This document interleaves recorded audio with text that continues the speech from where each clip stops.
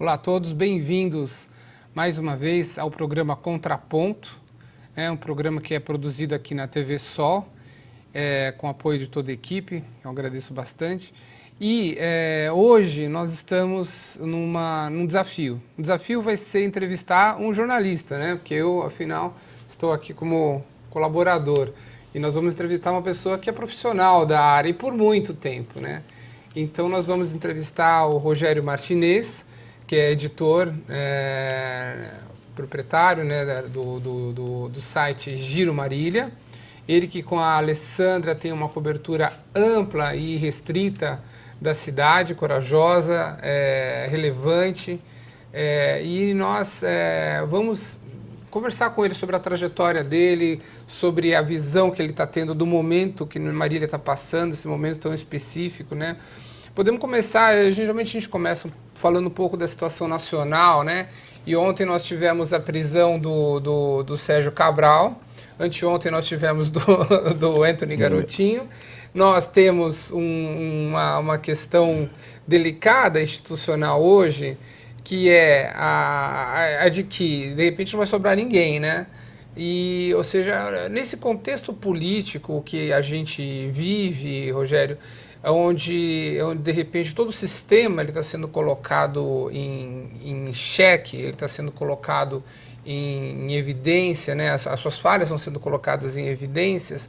Como que você vê a possibilidade de um novo jogo político? E que jogo político você acredita que é possível a gente ter com o Brasil que tenta se reorganizar a partir de bases morais, vamos dizer, mais sólidas?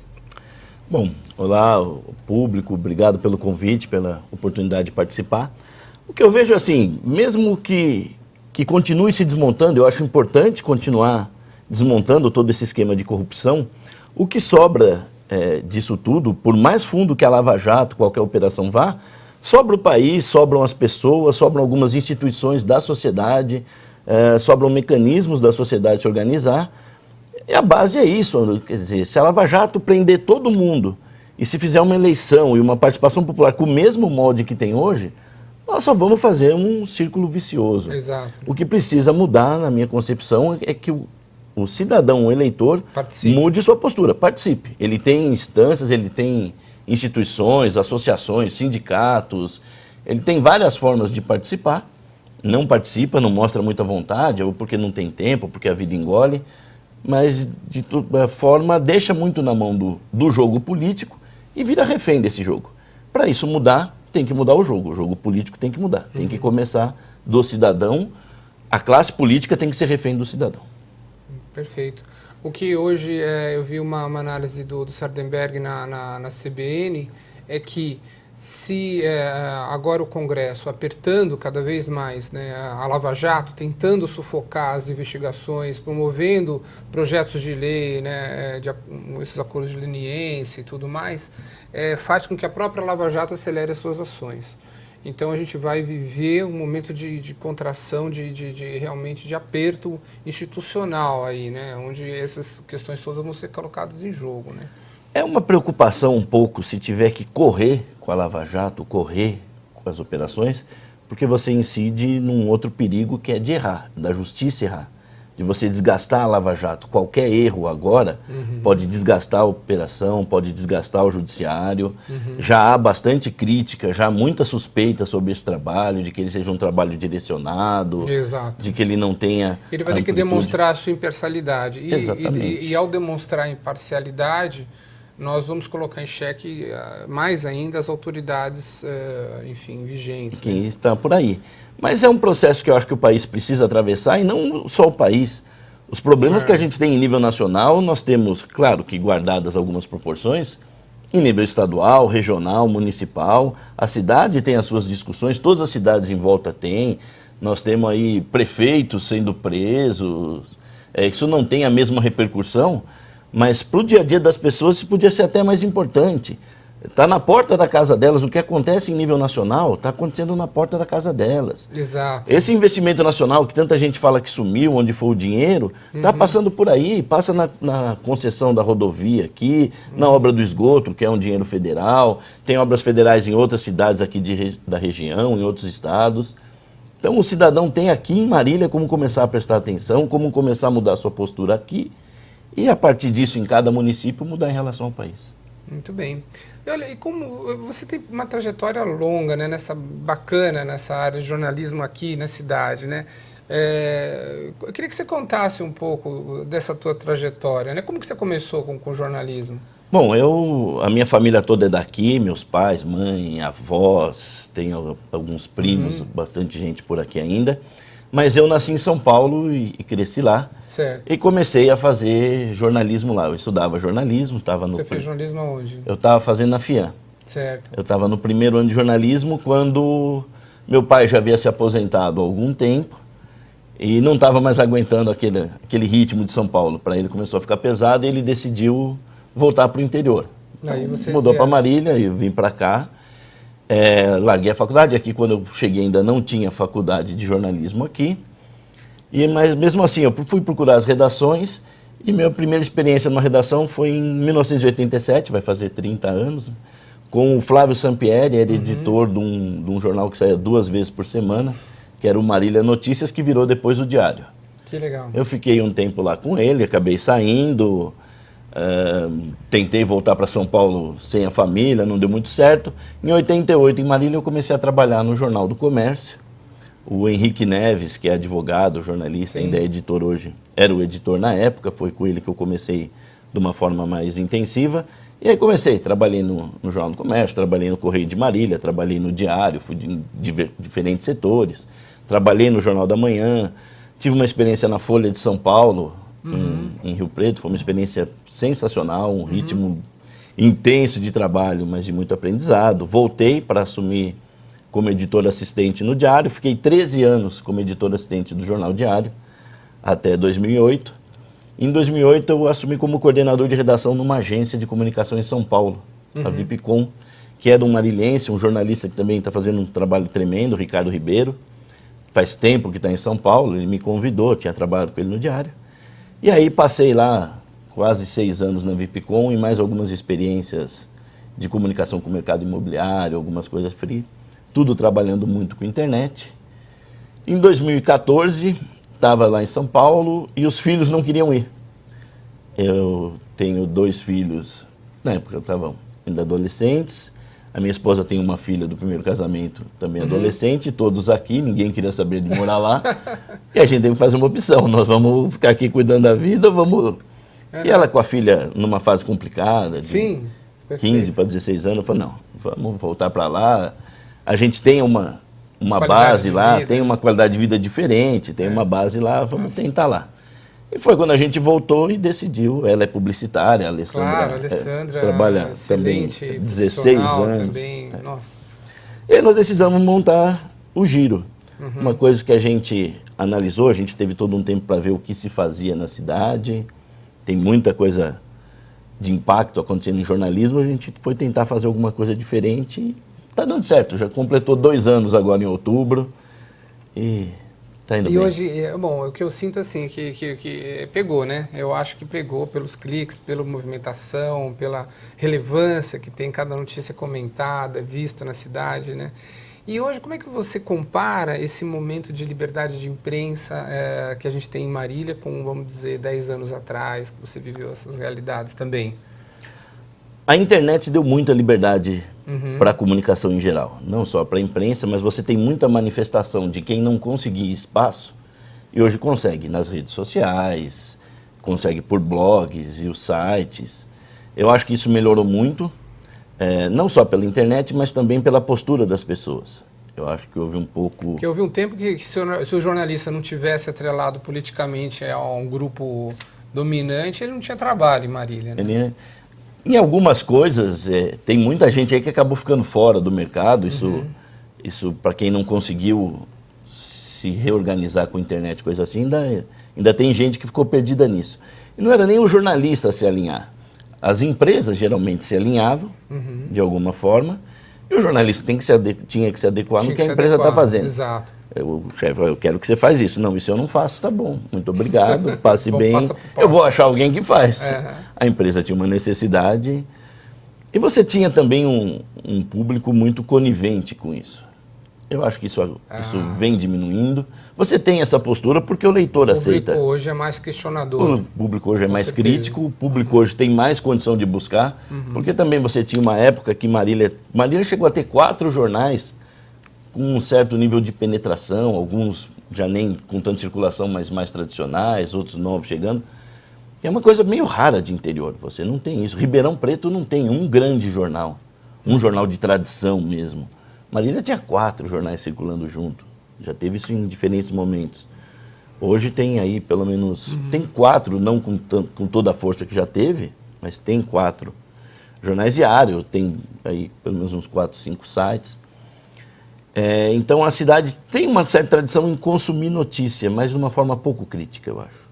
E os jornais faziam isso por isso. O leitor gostava do jornal porque ele fazia a palavra cruzada, porque ele lia esporte, por causa da coluna social, e ele meio que fechava um pouco o olho para a questão política, da cobertura política. Ele até se indignava, não gostava, mas ele abria, via aquilo e ia embora. A internet deu a chance de acabar com isso.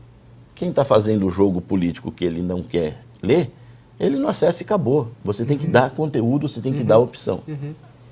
E você colocou agora, nesses dias todos, uma série de opiniões super pertinentes sobre esse processo de transição, ou sobre a ausência dele, né? Inclusive, tem uma matéria que fala no terceiro turno. Você acha que a eleição ainda não acabou, Rogério? Pelo menos para os grupos políticos envolvidos, eu tenho convicção que não acabou. Para eles, não. Né? Ninguém entrou nessa eleição para falar, vamos fazer esse mandato, depois a gente vê como é que a vida fica. Sim. Por mais que alguns candidatos tenham pensado nisso, o jogo político em si e os partidos não pensam nisso. Quem estava no poder, com certeza, quer continuar nisso.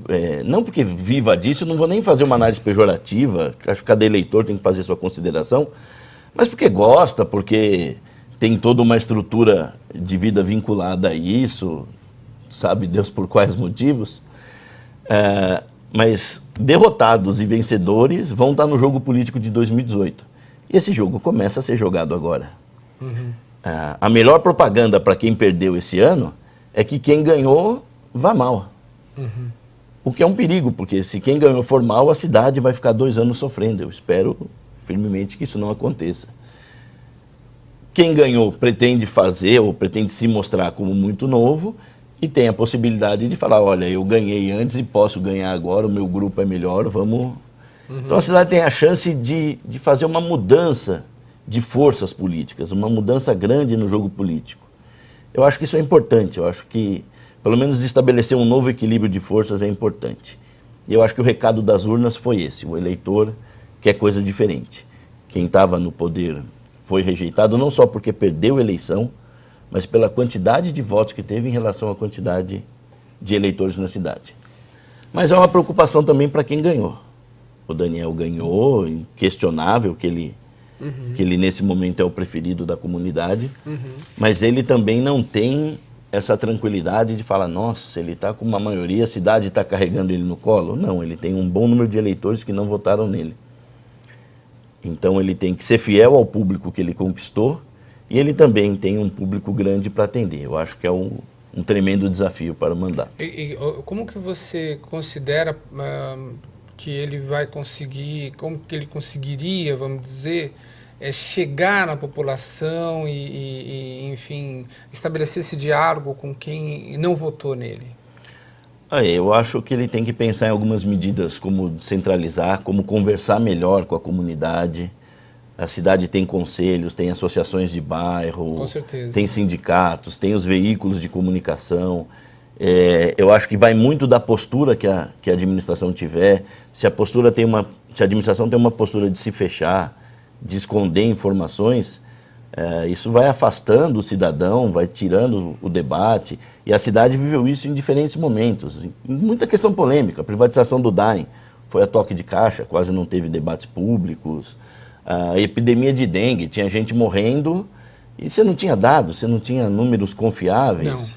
Não. O plano de carreira isso. agora, que pode ser um negócio tremendamente positivo. Vamos entrar nesse aspecto, que agora nós temos várias notícias, pautas bomba, vamos dizer, de final de mandato, que são marcadas aí, vamos dizer, por uma certa surpresa. Agora, por que existe a surpresa? Porque não existia a transparência dos processos. De repente você vê, pá, surgiu um plano de carreira, pá, surgiu um projeto de se acabar com os cargos comissionados. Pá, surgiu a compra do 1000 tablets aí, né? Um monte de coisas que, vamos dizer, surgiram como surpresas, de certa forma, né? Como que você vê essas medidas aí de final de mandato nesse contexto? Eu acho, no mínimo, perigosas. É um mandato que está no final com muitas incertezas pela falta de informação. Ninguém sabe ao certo qual a situação financeira, qual a situação administrativa da prefeitura, do DAEM. A privatização do DAEM não vai sair, pelo menos por enquanto está suspensa. Por enquanto está. E a postura do prefeito eleito é de que ela não aconteça, pelo menos não agora, não nesse formato. E nós temos o DAEM que não tem engenheiro, um DAEM que depende da Replan para tudo que faz de obra na cidade. Um departamento desmontado com custos. Ninguém sabe quanto a prefeitura custa, quanto ela deve. Então, na minha visão, o que a atual administração poderia fazer de melhor para a cidade hoje era uma transição serena, era uma transição republicana de falar, olha, o que vocês vão assumir é isso, o que nós temos em andamento está aqui, está colocado. Não era hora de criar solavanco, criar susto. O plano de carreira é bom, ele tem coisas boas. Claro. Já começaram a aparecer coisas suspeitas também de que possam ser privilégios ou possam ser injustiças. Ele nasce com aquele carimbo quase de ditatorial, quer dizer, não teve um debate aberto com a comunidade, porque ele não interessa só aos servidores. Ele é fantástico, a vida dos servidores vai melhorar 100%. O servidor merece? Na grande maioria merece. Mas a prioridade da cidade é só fazer isso? É que é impopular dizer, olha, nós não vamos fazer tudo o que o servidor precisa, porque nós estamos com uma prefeitura quebrada. Mas o servidor é injustiçado há 100 anos. É injustiçado, vamos criar um plano de justiça e vamos criar um programa para recuperar a cidade, vamos criar transparência. Criar transparência primeiro, vamos entender. O teto é isso, exatamente. Existe lei de Você tem servidor que está ganhando aí obrigações. R$1.000 e que fica só com 500, e tem servidor ganhando 25, 30. Bom, vamos rever esse equilíbrio disso, vamos ver as contas. Eu acho que esse é um plano que poderia até ser apresentado se viesse sendo discutido com a sociedade e se a próxima gestão tivesse um pouco de participação, de análise. Acabar com os cargos comissionados é uma medida interessante, porque tem exageros, você tem o gabinete cheio de cargos, mas ao mesmo tempo eles te dão algumas opções. Eles te dão governança também. Te dão governança. Você tem, por exemplo, hoje uma secretaria que abriga coordenadorias de igualdade racial, de proteção da mulher. Você pode pensar em outras minorias, como o público LGBT. Então, se você não tem um coordenador para pôr numa secretaria, por exemplo, de direitos humanos, ou você não cria nada, ou você tem que ficar criando secretarias. E custo administrativo, emperrar a máquina. Então, vou ter que ter uma secretaria de direitos, uma para mulher, uma para LGBT, Você não precisa necessariamente, no tamanho de Marília, fazer toda essa divisão. Você precisa ter política para isso. Você precisa ter políticas. Não e, às vezes, ter um coordenador ajuda. Então, isso. Você ter alguma maleabilidade de cargos pode ser até interessante para a cidade, mas o mais importante é isso, é que se tenha transparência, que se possa falar com a cidade. O Daniel não é o salvador da pátria, ele não vai conseguir em 4 anos fazer tudo o que não se fez, ele não vai conseguir consertar tudo que tem. Se ele conseguir mostrar uma vontade para trazer a população para a administração, ou levar a administração para os bairros, que eu acho mais importante, abrir para a coletividade, inovar em alguns setores de aproximação, inovar na gestão das contas, eu acho que ele já tem aí boa chance de fazer grandes serviços. Eu acho que ele vai começar com desafios, alguns dos desafios que estão agora não se resolvem porque o ano acaba. A cidade não está tendo coleta de lixo. Por quê? Porque está devendo para a empresa, está devendo quanto tempo pode pagar como, se renegociar em quanto tempo a coleta começa a melhorar de novo, a coleta fica normal. Ninguém sabe hoje. A cidade não está levando embora o pouco lixo que recolhe. Se formou um lixão que há 5 anos a cidade não tinha. A CETESB está ameaçando interditar o depósito de entulho de caçamba. A parte de lixo a gente está totalmente paralisado. Totalmente né? paralisado. Não teve totalmente. absolutamente nada. Teve um projeto que saiu de uma terceirização, né, de tratamento de lixo para a região, mas é um projeto, não tem nada efetivo feito, não tem nenhum projeto iniciado, lançado pela própria prefeitura, né? Então, assim, é surpreendente, né? Não temos coleta seletiva, não temos o plano municipal de resíduos sólidos, não temos tratamento do chorume que está sendo adequado, entendeu? Não temos, assim, uma série de coisas que outras prefeituras que já têm no Brasil todo. Cidades menores já tem por aí. Até o Rio de Janeiro já tem um tratamento premiado do lixo, pô, e a gente não tem, né? Quer dizer, estamos num processo lamentável em relação a esse aspecto. E há outros diversos estão nisso. Isso não se resolve com a mudança de ano. O Daniel vai assumir no dia 1º um feriado. No dia 2, se não tiver pago, a empresa não coleta lixo, o lixo vai estar na porta do cidadão, o lixão vai estar lá em Avencas. E parece que é de propósito, né? Fica a sensação de que é uma forma de fazer aquilo que a gente falou do terceiro turno. Se o Daniel for muito mal em 2 anos de gestão, ele e o grupo que está com ele não vai mal sozinho, vamos poder falar em 2018, olha, nós avisamos, eles não entendem nada disso. Então, brecar a prefeitura pode ter um interesse político. E aí, se tivesse mais preocupado em entregar a cidade redonda, e essa é a importância da transição, a cidade estar funcionando bem, não precisa resolver nenhum problema histórico em novembro e dezembro. A eleição foi em outubro. Nós chegamos até outubro sem resolver questões históricas, não precisa ser em novembro e dezembro. Em 2 meses, né? Então, em 2 meses a cidade precisa funcionar direitinho. O lixo está coletado, a água está abastecendo, e se acontecer qualquer crise, o DAEM tem situações que ele não anda tendo, mas situações de atender emergência. Não vai ficar explodindo bomba relógio no colo do futuro prefeito. Ele vai poder assumir, pensar em coisas grandes enquanto o pequeno está funcionando. Não é o que está acontecendo. Não se sabe, pela situação financeira, pela falta de informação, se a prefeitura vai fazer o 13º, ou se ela vai, o que não está sendo pago por isso. Entendeu? Então, eu acho que o problema assim, é muito fácil falar, né? Uma coisa é levar conclusões, falar que o problema é federal, o problema é de repasses e tudo mais, mas nenhuma conclusão vai poder ser dada, nenhum diagnóstico vai poder ser dado porque não tem transparência, né? Acho que quando você tem transparência, olha, as contas estão aqui, isso, faltou esse repasse, temos tanto de dinheiro, temos tanto de dívida, nossa dívida com o IPREM é tanto, né? Acho que é outro contexto, um contexto que gera mais confiança da população, né? Talvez eu acho que a primeira tarefa de qualquer governante não é só daqui, mas é justamente restabelecer esses vínculos de confiança com o eleitorado, né? Seja qualquer instância de governo, né? É uma coisa que o plano de carreira, por exemplo, deixa muito claro. O que a prefeitura precisaria para ter provado que o plano de carreira é bom? Horas de discurso, mesmo. Uma planilha simples. A prefeitura custa tanto e tem essa estrutura, ela vai custar tanto e vai ter essa. Está aqui a relação de servidores, quanto cada um ganha e faz. Está aqui a relação de servidores, quanto cada um vai ganhar e fazer. Quem eventualmente vai poder ser nomeado. Olha, nós criamos uma fórmula agora que o gerente da garagem precisa ter isso de exigência. Nós temos tantos servidores que podem ser gerente. Porque se você fez uma lei que só um pode ser, tem alguma coisa errada. Só 2 pode ser, tem alguma coisa errada. Você está amarrando a administração na mão de 2 pessoas. Então, não, mas o ideal é que seja assim, então vamos capacitar pelo menos mais 8, e aí a gente faz como precisa ser. Porque aí nós temos 10 para escolher. E os próximos prefeitos também. Como a prefeitura não mostrou nada disso, é isso que você estava falando. Nasce com a falta de informação, e sem informação, eu acho que é até uma obrigação do cidadão desconfiar. Estão falando da vida dele para anos afins. Então, como você vê agora assim, essa questão do impasse legislativo, né? Você tem a Câmara provavelmente dividida, né? Assim, ter 4 vereadores de um lado, os demais do outro lado, né?